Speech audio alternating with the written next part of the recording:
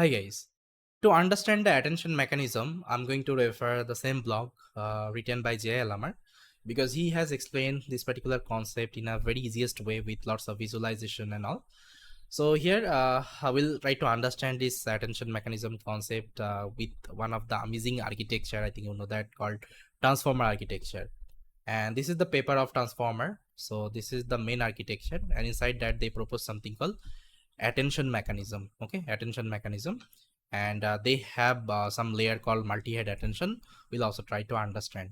So let's try to see this particular blog, and we'll try to let's explain the concept, okay, in easiest manner. This is the blog. So first of all, he has shown like the high level overlook of the transformer. Let's say initially you can consider transformer is the black box. Okay, this is the transformer. So here let's see you are giving one input and you are getting an output. So the example he has shown with respect to the language translation. So he is passing actually French language and he is getting a English output. Okay, as in so here he is passing actually French input and he is getting English output. Got it? So initially let's say this is the transformer. So if you give any input, so it will return you some kinds of output. Now if I show you inside the transformer what we have. Okay, inside the transformer what we have, you can see inside the transformer we have two kinds of layer. One is the encoder layer, another is the decoder layer. So those who have already studied about basics of NLP, I think you know that inside NLP, inside RNN actually we have some networks like LSTM, GRU, okay, encoder, decoder. So these are the architecture were available. So this is the same encoder and decoder architecture. Now what we'll do, we'll just try to see what we have inside encoder and what we have inside decoder. So guys, you can see we usually pass the input to the encoder layer and decoder layer gives us the output. So here we are passing the French input to the encoder layer and it is going to the decoder layer, okay, after doing some pre-processing, and decoder layer is translating this particular French to English and it is giving you the output. Okay, that means inside encoder and decoder some mechanisms are happening. We'll try to see what are the mechanisms are happening. Okay, everything we'll try to discuss. Now see guys, I will suggest you after this particular video, just go through this particular blog and just try to read these are the, let's say, text, okay, whatever he has written. See, whatever things I'm going to explain through the entire video, so the same thing you will be getting, okay, with respect to the text. Got it? So first of all, try to watch this particular video, then go through this particular blog and try to read everything whatever he has written, then your understanding would be more clear. Got it? Now you can see guys, in the encoder layer, okay, in the encoder layer we have, okay, we have 8 encoder layer. We have 8 encoder layer. It's not like that they're only using one encoder layer. No, they are using, okay, 8 encoder layer. You can see 1 2 3 4 5 6, 1 2 3 4 5 6, sorry, 6 encoder layer. Okay, not 8. This was my mistake. 6 encoder layer actually they're using in one encoder, okay, layer. Now inside decoder again you have 1 2 3 4 5 6 decoder layer. Got it? That means whatever input you are passing, it will go through 6 encoder layer. Then some pre-processing would be happening, some processing would be happening. Then it will return the output to the decoder. Then again the output will go through the 6 decoder layer and you will be getting the output. Okay, I hope it is clear. Now you can see guys, in the encoder layer we have two kinds of layer. One is the self attention and the feed forward network. Okay, I'll be talking about the self attention. What is self attention exactly? And I think you already know what is feed forward forward neural network. Okay, feed forward neural network is nothing but it's a artificial neural network, dense layer. Okay, I think you know that all the architecture has this particular feed forward neural network, okay, at the last layer. So that's why they're also using that particular network here. Now you can see this is the overview. So in the encoder layer we have self attention and feed forward, and in the decoder we have self attention, encoder, decoder attention and feed forward. Okay, now what is encoder and decoder attentions? That means after explaining this particular self attention, okay, I'll talk about this part, but you can consider they're combining encoder and decoder attention layer together and they're using inside the decoder. Okay, this is another layer actually they're using inside decoder. That's it. Now let's try to see one example. So let's say this is our input x1, x2 and x3. So here we are passing a French sentence, you can see. So this is the French sentence and here is my architecture. So this is the French sentence actually I'm passing. First of all, it will go through the encoder layer, and encoder layer has how many encoder layer? I think you know that 8 encoder layer. Sorry, 6 encoder layer. And in one encoder layer, what we have?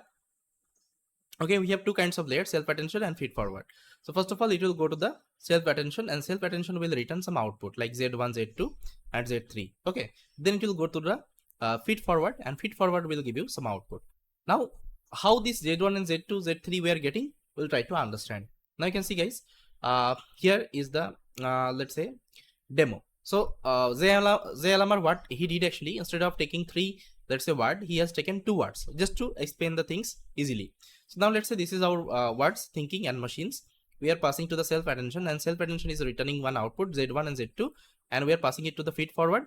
Feed forward is giving me one output, let's say R1 and R2, and this particular output we are passing to the another encoder layer. That means we have 6 encoder layer, right? So it will go through the 6 encoder layer like that. Okay, dot dot dot like that. So now you can see self attention at a high level, how it works. So let's say this is one sentence I have: the animal didn't cross the street because it was too tired. Okay, it was too tired. Now here you can see it was too tired. Now what this it represents? So as a human, I think you understand it represents the animal, yes or no. But what about machine? How machine will identify this it is the same thing as the animal? Okay, for this we have to apply the self attention. Okay, now you can see this is the like your entire sentence: the animal didn't cross the street, it was too tired. Now to represent it, actually it is giving the attention to this particular word. You can see the animal didn't. Okay, so these are the word actually it is getting attention, okay, to represent the it. Now how it is getting the attention? Okay, we'll try to understand how it is giving this particular word as an attention. Okay, so we'll try to understand this particular thing. Now you can see some of the word is getting very less attention. You can see because of this line is like very what I can say, it's not visible properly. Okay, now you can see self attention is detail. So how this self attention happens, we have actually so many words, but how it will give the more attention to the specific word, we'll try to understand from this particular example. So let's say this is our word thinking and machine. So first of all, what we have to do, guys, I think remember, first of all, we usually generate the embeddings, like we convert this text to the embedding model. Okay, sorry, embedding representation. Okay, embedding numbers, that means the vector numbers. Then what we do, guys, we initialize some weights. I think you know that in neural network we initialize the weights, right? So in this case, actually we initialize 3 kinds of weights: W, WQ, WK, and WV. Let's say this is our weights. Okay, now to represent this queries, keys, and values, what needs to be done? So you will be multiplying this x1 with w1. Okay, x1 with x1 with wq. Okay, x1 with wq, then you will be getting q1. Okay, then if you multiply x2 with wq, you will be getting q2. So similar wise, if you multiply x1 with wk, you will be getting k1, x2. So here see the calculation is happening like that. So let me take the pen. So x1 is getting multiplied with wq, and you are getting q1. Okay, then x2 is getting multiplied with wq, and you are getting q2. Then again x1 is getting multiplied with wk, so you are getting k1, and x2 is getting multiplied with wk, you are getting k2. Then x1 will multiply with wv, you will be getting v1, and x2 will multiply with wv, you will be getting v2. Okay, so that's how you are getting query, keys, and value. Okay, these 3 particular vector you will be getting, and will be naming as query, keys, and values. Okay, I hope you got it. Now let me just clear everything.